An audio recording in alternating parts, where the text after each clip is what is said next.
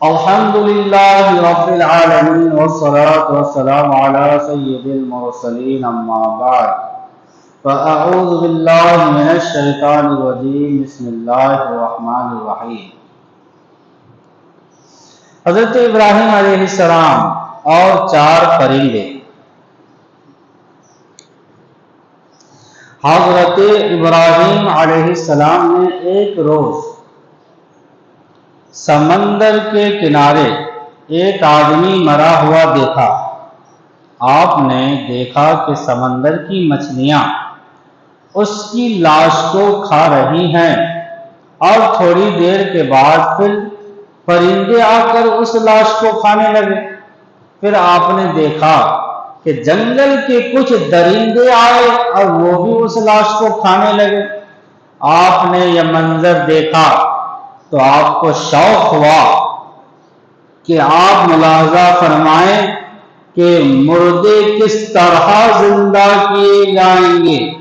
چنانچہ آپ نے خدا سے عرض کیا، الہی مجھے یقین ہے کہ تو مردوں کو زندہ فرمائے گا اور ان کے اجزاء دریائی جانوروں، پرندوں اور درندوں کے پیٹوں سے جمع فرمائے گا، لیکن میں یہ عجیب منظر دیکھنے کی آرزو رکھتا ہوں۔ خدا نے فرمایا، اچھا اے خلیل، تم چار پرندے لے کر انہیں اپنے ساتھ ملا لو تاکہ اچھی طرح ان کی شناخت ہو جائے، پھر انہیں ذبح کر کے ان کے اجزاء باہم ملا جلا کر ان کے اجزاء آپس میں ملا جلا کر ان کا ایک ایک حصہ ایک ایک پہاڑ پر رکھ دو اور پھر ان کو بلاؤ اور دیکھو وہ کس طرح زندہ ہو کر تمہارے پاس دوڑتے ہوئے آتے ہیں۔ چنانچہ حضرت ابراہیم علیہ السلام نے مور، کبوتر، مرغ اور کوّا یہ چار پرندے لیے اور انہیں ذبح کیا اور ان کے پر اکھاڑے اور ان سب کا قیمہ قیمہ کر کے اور آپس میں ملا جلا کر اس مجموعہ کے کئی حصے کیے اور ایک ایک حصہ ایک ایک پہاڑ پر رکھ دیا اور سر سب کے اپنے پاس محفوظ رکھے، اور پھر اپنے سروں کو اپنے پاس رکھ لیا۔ پھر اس کے بعد آپ نے ان سے فرمایا، چلے آؤ، ان اجزاء کو فرمایا چلے آؤ۔ آپ کے فرماتے ہی وہ اجزاء اڑے اور ہر جانور کے اجزاء علیحدہ علیحدہ ہو کر اپنی ترتیب سے جمع ہوئے اور پرندوں کی شکلیں بن کر اپنے پاؤں سے دوڑتے ہوئے حاضر ہوئے اور اپنے اپنے سروں سے مل کر بعلمہ پہلے کی طرح مکمل ہو کر اڑ گئے۔ سبحان اللہ، پہلے کی طرح مکمل ہو کر اڑ گئے۔ قرآن کریم پارہ 3 رکوع 3 فضائل العرفان صفحہ نمبر 26۔ سبق: خدا تعالی بڑی قدرت و طاقت کا مالک ہے۔ کوئی ڈوب کر مر جائے اور اسے مچھلیاں کھا جائیں یا جل کر مر جائیں اور راکھ ہو جائیں، یا کسی کو درندے پرندے اور دریائی جانور تھوڑا تھوڑا کھا جائیں اور اس کے اجزاء منتشر ہو جائیں، یعنی ادھر ادھر بکھر جائیں، خدائے برتر و توانا پھر بھی اسے جمع فرما کر ضرور زندہ فرمائے گا۔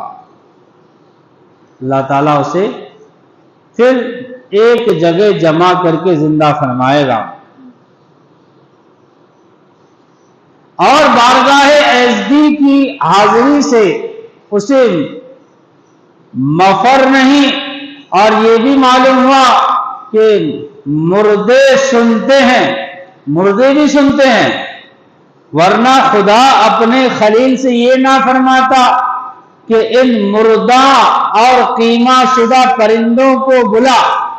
حضرت ابراہیم علیہ السلام نے بحکم الہی ان مردہ پرندوں کو بلایا، اور وہ مردہ پرندے آپ کی آواز کو سن کر دوڑ پڑے۔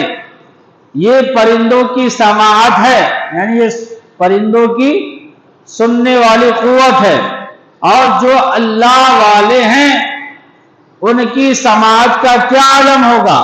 اور یہ بھی معلوم ہوا کہ ان پرندوں کو زندہ تو خدا نے کیا، پرندوں کو زندہ کس نے کیا؟ خدا نے کیا، لیکن یہ زندگی انہیں ملی ابراہیم علیہ السلام کے بلانے اور ان کے لب ہلنے سے۔ گویا کسی اللہ والے کے لب ہل جائیں تو خدا کا کرم دیتا ہے۔ اللہ والے کے لب ہل جائیں تو خدا، معاف کرنا، کرم نہیں، خدا کام کر دیتا ہے، خدا کام کر دیتا ہے۔ بھائی کسی اللہ والے کے پاس جائیں، اگر وہ لب ہلا دیں تو اللہ تعالی کام کر دیتا ہے۔ وہی کہتے ہیں کہ کسی اللہ والے کے لب ہل جائیں تو خدا کام کر دیتا ہے۔ اسی لیے مسلمان اللہ والوں کے پاس جاتے ہیں تاکہ ان کی مبارک اور مستجاب دعاؤں سے اللہ ہمارا کام کرے۔ اللہ والوں کے پاس اسی لیے جاتے ہیں نا کہ ان کے مبارک اور مستجاب دعاؤں سے اللہ ہمارا کام کر دے۔ حضرت ابراہیم علیہ السلام جب پیدا ہوئے تو نمرود کا دور تھا اور بت پرستی کا بڑا زور تھا۔ حضرت ابراہیم علیہ السلام ایک دن بت پرستوں سے فرمانے لگے، بتوں کی پوجا کرنے والوں سے فرمانے لگے کہ یہ تمہاری کیا حرکت ہے کہ ان مورتیوں کے آگے جھکے رہتے ہو، یہ تو پرستش کے لائق نہیں، یہ بت تو عبادت کے لائق نہیں، پرستش کے لائق تو صرف ایک اللہ ہے۔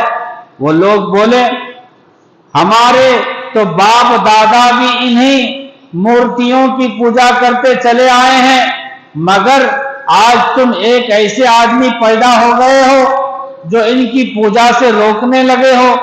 آپ نے فرمایا تم اور تمہارے باپ دادا سب گمراہ ہیں، حق بات یہی ہے جو میں کہتا ہوں کہ تمہارا اور زمین و آسمان سب کا رب وہ ہے جس نے ان سب کو پیدا فرمایا۔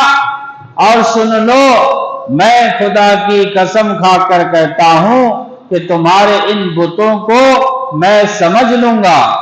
چنانچہ ایک دن جبکہ بت پرست اپنے سالانہ میلے پر باہر جنگل میں گئے ہوئے تھے، حضرت ابراہیم علیہ السلام ان کے بت خانے میں تشریف لے گئے اور اپنے تیشا سے سارے بت توڑ پھوڑ ڈالے، اور جو بڑا بت تھا اسے نہ توڑا، اور یہ اپنا تیشا اس کے کندھے پر رکھ دیا، اس خیال سے کہ یہ بت پرست جب یہاں آئے تو اپنے بتوں کا یہ حال دیکھ کر شاید اس بڑے بت سے پوچھیں کہ ان چھوٹے بتوں کو یہ کون توڑ گیا ہے اور یہ تیشا تیرے کندھے پر کیوں رکھا ہے، اور انہیں ان کا عجز یعنی مجبوری ظاہر ہو اور ہوش میں آئے کہ ایسے عاجز خدا نہیں ہو سکتے۔ چنانچہ جب وہ لوگ میلہ سے واپس آئے اور اپنے بت خانہ میں پہنچے تو اپنے معبودوں کا یہ حال دیکھ کر کہ کوئی ادھر ٹوٹا ہوا پڑا ہے، کسی کا ہاتھ نہیں تو کسی کی ناک سلامت نہیں، کسی کی گردن نہیں تو کسی کی ٹانگیں ہی غائب ہیں، بڑے حیران ہوئے اور بولے کہ کس ظالم نے ہمارے ان معبودوں کا یہ حشر کیا ہے۔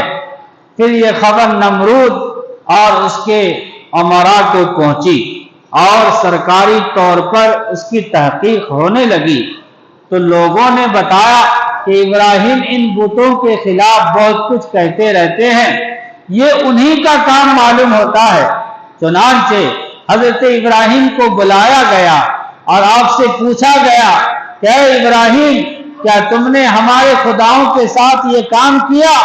आपने फरमाया, वो बड़ा बुत जिसके कंधे पर पेशा है। इस सूरत में तो ये कयास किया जा सकता है कि ये उसी का काम है, तो फिर मुझसे क्या पूछते हो? उसी से पूछ लो ना कि ये काम किसने किया। वो बोले, मगर वो तो बोल नहीं सकते। इस मौका पर हजरत इब्राहिम जलाल में आ गए और फरमाया, जब तुम खुद मानते हो कि वो बोल नहीं सकते, तो फिर तुफ है तुम बेअक्लों पर और उन बुतों पर जिनकी तुम अल्लाह के सिवा पूजते हो। कुरान करीम पारा 17 रुकू 5। इससे सबक क्या मिला? सबक ये मिला कि खुदा को छोड़कर बुतों को पूजना शिर्क है। अल्लाह को छोड़कर बुतों को पूजना ये शिर्क है। और कुरान में जहां मिन दूनिल्लाह यानी अल्लाह के सिवा का लफ्ज आया है, वहां यही बुत मुराद हैं। मिन दूनिल्लाह है अल्लाह को छोड़कर बुतों की इबादत करना, मिन दूनिल्लाह से यही मुराद है, यही बुत मुराद है, ना कि अंबिया व औलिया।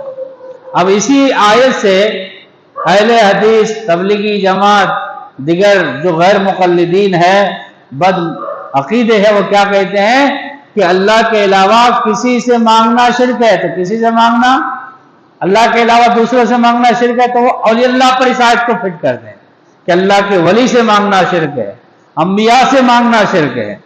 तो ये अंबिया मुराद नहीं है, बल्कि इस आयत से यानी मिन दूनिल्लाह से मुराद अल्लाह के अलावा किसी और को पूजना शिर्क है। तो मुराद क्या है?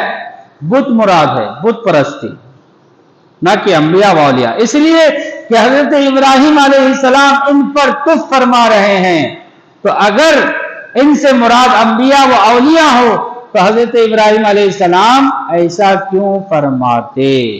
अल्लाह तबारक व तआला उसके प्यारे हबीब सल्लल्लाहु तआला अलैहि वसल्लम के सदक़े हमें मजीद मालूमात की तौफीक अता फरमाए। उसके प्यारे हबीब सल्लल्लाहु तआला अलैहि वालिहि वसल्लम के सदक़े हमारे माँ बाप की, सारे उम्मत मुस्लिमा की मग़फ़िरत फरमाए। या इलाहल आलमीन, हमें